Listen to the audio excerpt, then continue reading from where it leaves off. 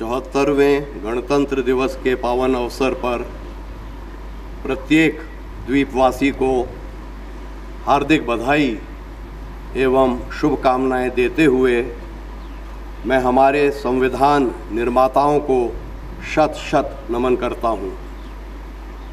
यह अवसर संविधान द्वारा प्रदत्त मौलिक अधिकारों के साथ साथ हमारे मौलिक कर्तव्यों के प्रति सजग रहने की प्रतिबद्धताओं का नवीनीकरण का है।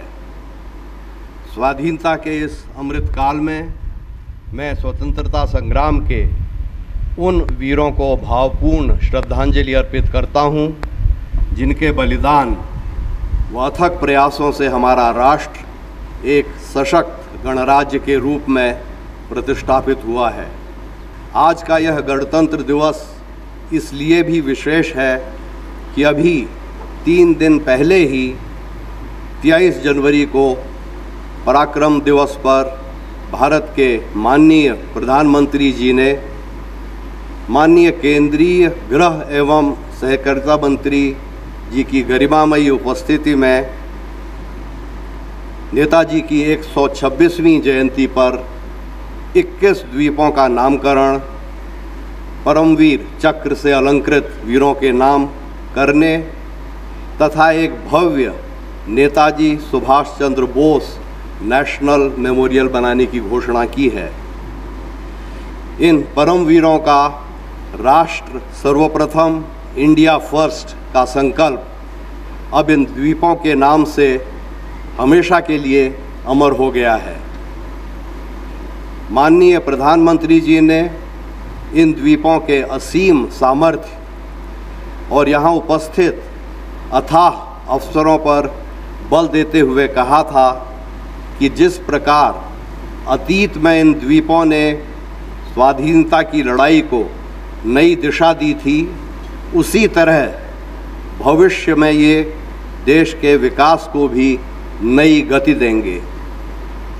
अंडमान एक ऐसी धरती है जहाँ पानी, प्रकृति, पर्यावरण, पुरुषार्थ, पराक्रम, परंपरा, पर्यटन, प्रबोधन, विरासत, संस्कृति और प्रेरणा का अद्भुत संगम है।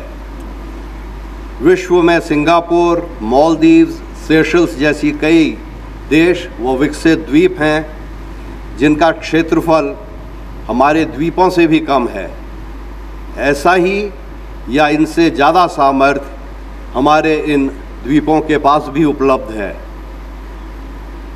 माननीय प्रधानमंत्री जी के मार्गदर्शन तथा द्वीप विकास एजेंसी के माध्यम से सामरिक दृष्टि से महत्वपूर्ण यह द्वीप समूह पिछले 5 वर्षों में ग्लोबल ग्रोथ डेस्टिनेशन बनने की दिशा में तीव्र गति से अग्रसर हुआ है। मुझे यह बताते हुए प्रसन्नता है कि गत वर्ष में हमारे द्वीपों ने अनेक महत्वपूर्ण उपलब्धियां हासिल की हैं। हमारे द्वीप समूह को सारे देश का प्रथम स्वच्छ सुजल प्रदेश घोषित किया गया है। जन भागीदारी व PRI मेंबर्स के सक्रिय सहयोग से हमारे द्वीप समूह को स्वच्छ सर्वेक्षण ग्रामीण में छोटे राज्यों और केंद्र शासित प्रदेशों की श्रेणी में प्रथम पुरस्कार तथा संघ राज्य क्षेत्र श्रेणी में दक्षिण अंजमाल जिला को फर्स्ट रैंक डिस्ट्रिक्ट चुना गया है। इसके लिए आप सभी बधाई व सराहना के पात्र हैं। इस द्वीप समूह की मुख्य भूमि से दूरी, लॉजिस्टिकल चैलेंजेस व कोविड जैसी बाधाओं के बावजूद आइलैंड्स डेवलपमेंट एजेंसी की 44 में से 14 यानी कि 32% परियोजनाएं पूरी हो चुकी हैं। लगभग 1300 करोड़ रुपए के निवेश से Chennai to Andaman Nicobar islands submarine optical fiber cable परियोजना IT रिलेटेड गतिविधियों के लिए एक गेम चेंजर साबित हो रही है। 200 करोड़ रुपए के निवेश से हम्फ्री स्ट्रेट पर आज़ाद हिंद फौज सेतु तथा लगभग 140 करोड़ रुपए के निवेश से सस्टेनेबल ग्रीन एनर्जी की दिशा में 20 मेगावाट सोलर पावर प्रोजेक्ट्स जैसी परियोजनाओं ने विकास के कदमों को और आगे बढ़ाया है। आईडीए की 26 परियोजनाएं यानी कि लगभग 60% ऐसी हैं जो शीघ्र ही समापन की ओर तेजी से बढ़ते हुए द्वीप समूह की प्रगति को नए आयाम प्रदान करेंगी। इनमें लगभग 1650 करोड़ रुपए के निवेश से 50 मेगावाट एलएनजी पावर प्लांट तथा 27 करोड़ रुपए के निवेश से दिगलीपुर की कलपोंग नदी पर फ्लोटिंग सोलार पैनल्स का कार्य प्रगति पर है। क्लीन एंड ग्रीन एनर्जी के माध्यम से सस्टेनेबल डेवलपमेंट की दिशा में यह एक बहुत ही महत्वपूर्ण पहल है। पोर्ट ब्लेयर में नए एयरपोर्ट टर्मिनल का लगभग 85% कार्य हो चुका है एवं यह शीघ्र ही पूरा होने की दिशा में प्रगति पर है। शिवपुर के आईएनएस कोहासा में 200 करोड़ रुपए से अधिक के निवेश से सिविल ऑपरेशंस के लिए पैसेंजर टर्मिनल व अन्य आधारभूत सुविधाओं के विकास के साथ ही रनवे एक्सटेंशन का कार्य भी जारी है, जिससे हर तरह के वायुयान यहां से ऑपरेट कर सकेंगे। इसके अतिरिक्त आइलैंड्स डेवलपमेंट एजेंसी की अनेक ऐसी महत्वाकांक्षी परियोजनाएं हैं जिनमें प्रिलिमिनरी कॉस्टिंग हो चुकी है, विभिन्न clearances, consultancy reports, detailed project reports, environmental impact assessment इत्यादि की प्रक्रियाएं समापन के विभिन्न चरणों पर हैं। माननीय प्रधानमंत्री जी के दिशा निर्देशानुसार महत्वाकांक्षी ग्रेट निकोबार प्रोजेक्ट में लगभग 72,600 करोड़ रुपए के निवेश की अंतिम स्वीकृति मिलने के साथ अनेक दूरदर्शी परियोजनाएं जैसे international container transshipment terminal, greenfield international airport, power plant तथा टाउनशिप्स की स्थापना इन द्वीपों को राष्ट्र की प्रगति में इकोनॉमिक हब के रूप में स्थापित करेगी। विकास के कदमों को आगे बढ़ाते हुए पिछले सप्ताह ही ग्रेट निकोबार आइलैंड में लगभग 18,000 करोड़ रुपए के निवेश वाले ICTT फेज़ 1 की दिशा में एक्सप्रेशन ऑफ इंटरेस्ट इसी माह फ्लोट करने के लिए सुनिश्चित किया गया है। इंडो पैसिफिक रीजन में भारत का प्रभुत्व स्थापित करने के साथ साथ राष्ट्र की आर्थिक एवं सामाजिक प्रगति के लिए यह एक मील का पत्थर साबित होगा।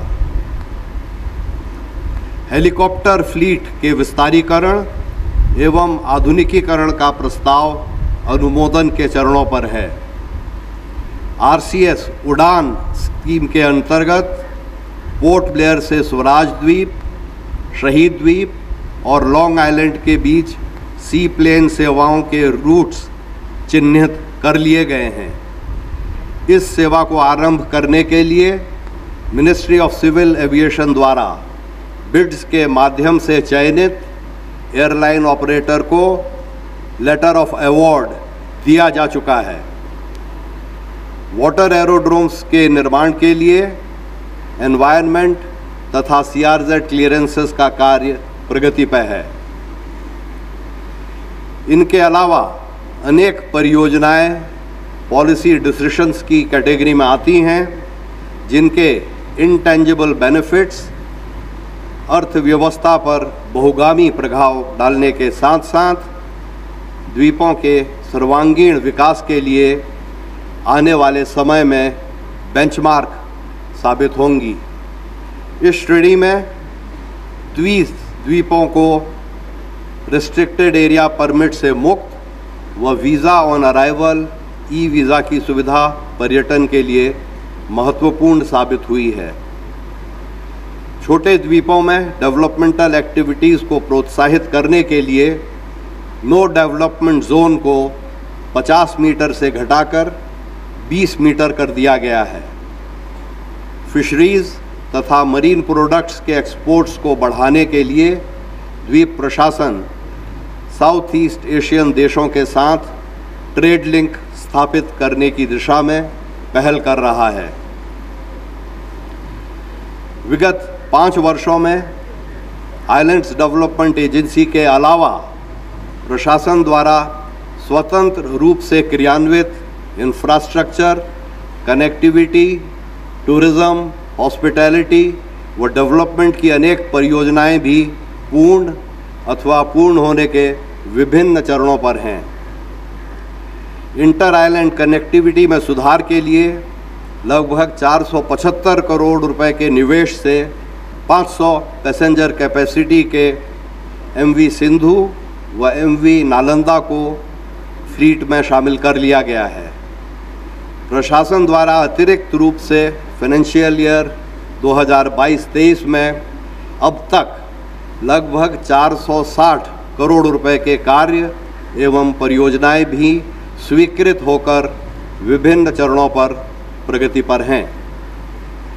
कुल मिलाकर आइलैंड्स डेवलपमेंट एजेंसी तथा प्रशासन की विभिन्न परियोजनाओं द्वारा लगभग 90,000 करोड़ रुपयों से भी अधिक का निवेश विभिन्न इंफ्रास्ट्रक्चर, डेवलपमेंट, टूरिज़्म, हॉस्पिटैलिटी तथा कनेक्टिविटी परियोजनाओं के लिए सुनिश्चित हो चुका है, जो पूर्ण अथवा पूर्ण होने के विभिन्न चरणों पर हैं।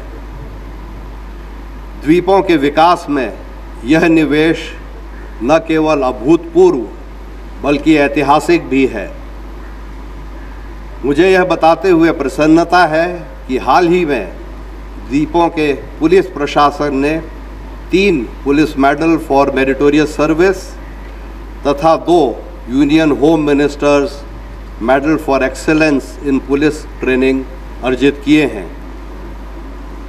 अंत में मैं इस परेड में शामिल मार्चिंग कंटिंजेंट्स, स्कूली बच्चों तथा आप सभी को हार्दिक शुभकामनाएं देता हूं। मैं प्रशस्ति पत्र से सम्मानित सभी को बधाई देता हूं और आशा करता हूं कि समाज सेवा की दिशा में आपकी प्रतिबद्धता और अधिक प्रबल व सुदृढ़ होगी। मैं माननीय संसद महोदय, PRI मेंबर्स, विभिन्न दलों के निर्वाचित प्रतिनिधिगण तथा उन सब का जिन्होंने प्रशासन को सहयोग दिया, मैं हार्दिक आभार व्यक्त करता हूं। मैं सिंकैन के नेतृत्व में अंडमान तथा निकोबार कमान के प्रति भी आभार व्यक्त करता हूं, जिन्होंने आवश्यकता पड़ने पर तत्परता से सदैव सिविल प्रशासन को सहयोग प्रदान किया है। मैं इस अवसर पर मुख्य सचिव के नेतृत्व में प्रशासन द्वारा किए गए अथक प्रयासों की भी सराहना करता हूं। संपूर्ण द्वीपवासियों की ओर से मैं माननीय प्रधानमंत्री जी के प्रति हार्दिक कृतज्ञता व्यक्त करता हूं, जिनकी विजनरी लीडरशिप में हमारा यह द्वीप समूह राष्ट्र की प्रगति में एक महत्वपूर्ण पावरफुल इंजन ऑफ ग्रोथ तथा इकोनॉमिक ड्राइवर की भूमिका निभाने के लिए तैयार है। मैं सभी को विश्वास दिलाता हूं कि स्वयं मैं तथा मेरा प्रशासन द्वीपों के आधुनिक विकास के लिए पूरी तरह कटिबद्ध है, ताकि न्यू इंडिया के सपने को साकार करने, देश को एक 5 ट्रिलियन प्लस इकोनॉमी बनाने तथा डेवलप्ड नेशंस की श्रेणी में अग्रणी स्थान प्राप्त करने में न्यू अंडमान्स अपनी भूमिका पूरी तरह निभा सके। धन्यवाद और जय हिंद।